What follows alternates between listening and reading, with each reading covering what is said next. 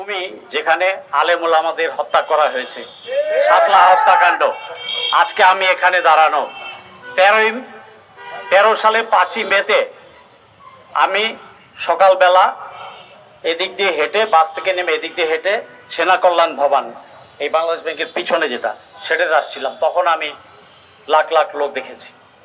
যখন ফেরত যাই, এরপরে কোর্টে গেলাম, কোর্ট থেকে কাজ সেরে যখন ফেরত যাই, তখন নর্থ সাউথ রোডে আমার উপর হামলা করলো টোকাই বাহিনী, জাস্ট এতটুক সাইজের, হাতের ডাসা নিয়ে অ্যাটাক করলো। আমি ঘুরে দাঁড়ালাম, কি হলো? বলে তুই কই গেছিলি? আমাকে বলে তুই কই যাস? তুমি বাসায় যাই। এখানে গেলা? তখন কোর্টে গেছিলাম। এই আমার বাকিতনটা দেখে একটা বড় ছেলে এসে তাদেরকে থামাইলো।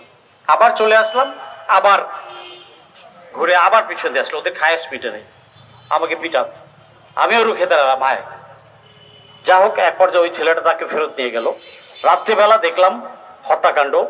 নয়াদিগন্ত টিভিটা 10টা পর্যন্ত ছিল, বাকিগুলা পরের দিন। আমি যখন আবার আসি এই সেনা কল্যাণ ভবনে 12টার দিকে, রাস্তা পরিষ্কার, গাছগুলা, আইল্যান্ডের গাছগুলা শুধু ভাঙা, পরিষ্কার ধুয়ে মুছে পরিষ্কার করে দিয়েছে।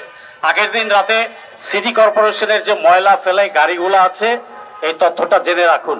আমি মরে গেলেও একদিন এটা বলবেন আপনারা, যদি বিচারের সম্মুখীন কোনোদিন করতে পারেন।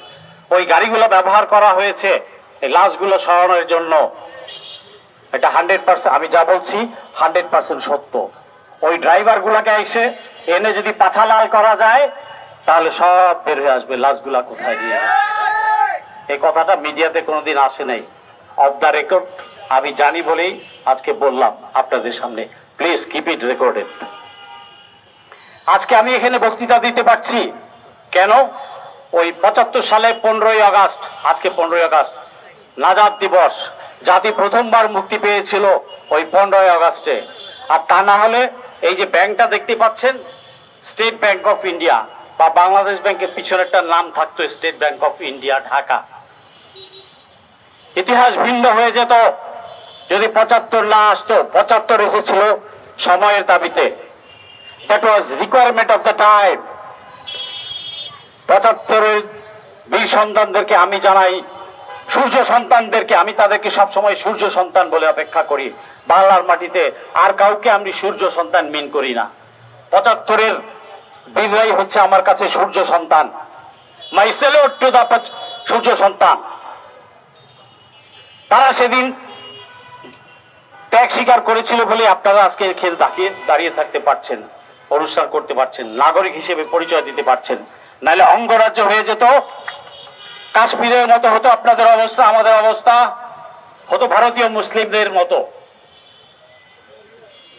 দাদা বাবুরা আপনাদের মসজিদে তালা মেরে দিত। ওইবারে মসজিদ ভাঙছে না, তা আপনি তো মসজিদে যাইতেই পারতেন না। মসজিদ দাঁড়িয়ে টুপি রাখলেই আপনাকে পিটায় এই দেশীয় দালালরা, ভারতের সেবা দাসরা। তো কিভাবে হতো? যাই হোক, আমি বক্তব্য শর্টকাট করি, আবার আরেকটা প্রোগ্রাম আছে। আমি 71 থেকে এ পর্যন্ত সকল হত্যাকাণ্ডের বিচার চাই।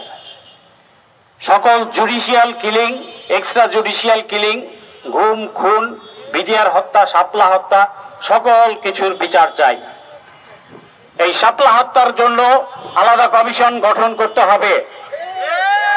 এই শাপলা হত্যার জন্য আলাদা কমিশন গঠন করতে হবে। 90% মুসলমানের দেশে আলেম ওলামাদেরকে হত্যা করা হয়েছিল সেদিন। এর বিচার হতেই হবে বাংলার মাটিতে।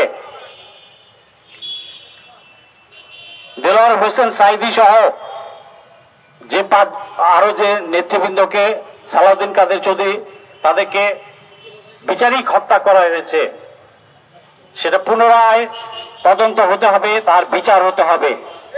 এই বিচারের পিছনে যারা কলকাঠি নেড়েছে তাদেরকেও আইনের আওতায় আনতে হবে।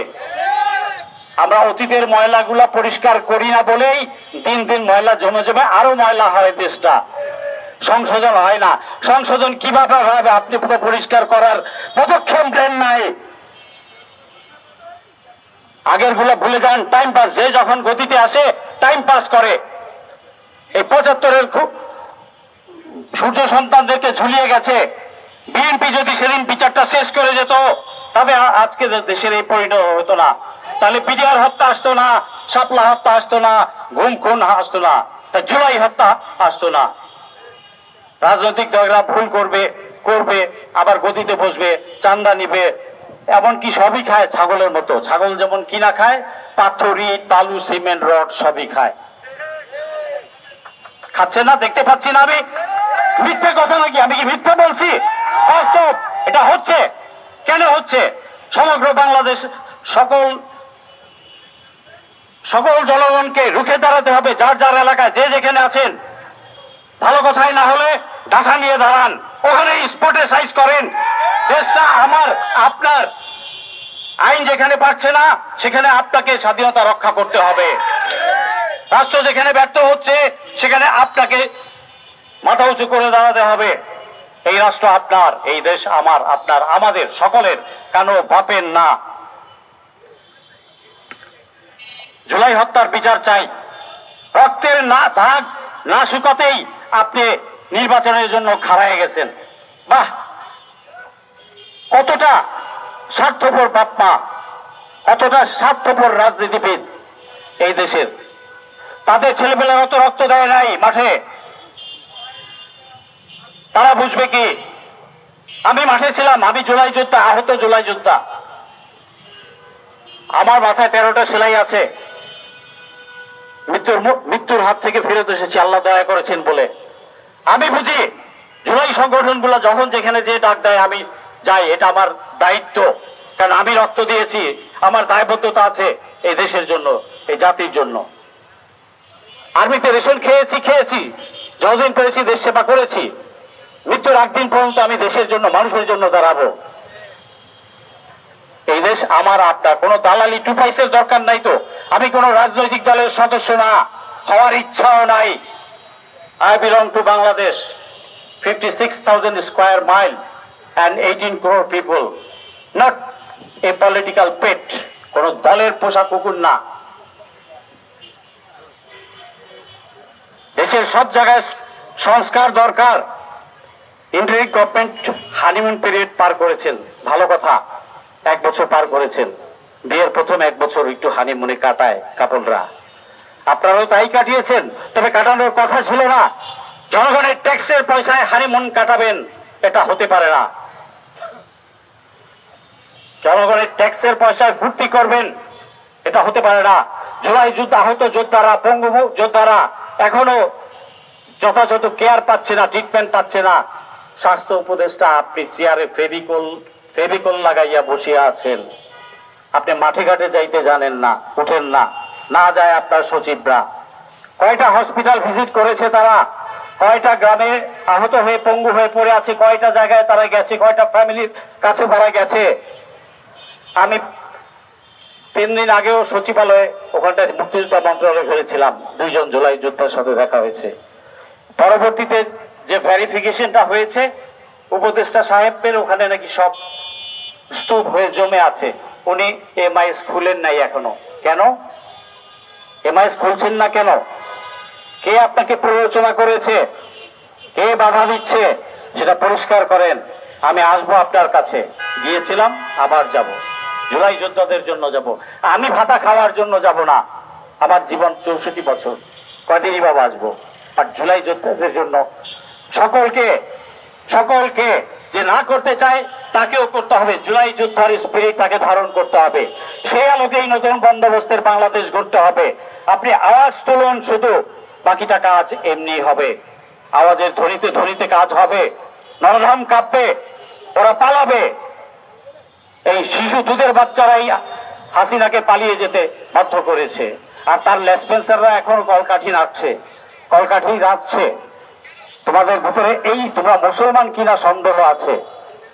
কারণ পুরা রাষ্ট্রযন্ত্র সমস্ত শক্তি নিয়ে বসেছিল, তাকেই যখন জনগণ উপরে ফেলে দিয়েছে, আর তোমরা লেসপেন্সাররা কি তার চেয়ে আরো বেশি শক্তিশালী হয়ে গেছো যার যার চেয়ারে বসে? Do you think this is so easy? রেহাই দেওয়া হবে না। ধৈর্য রেখেছি, আর ধৈর্য রাখবো না।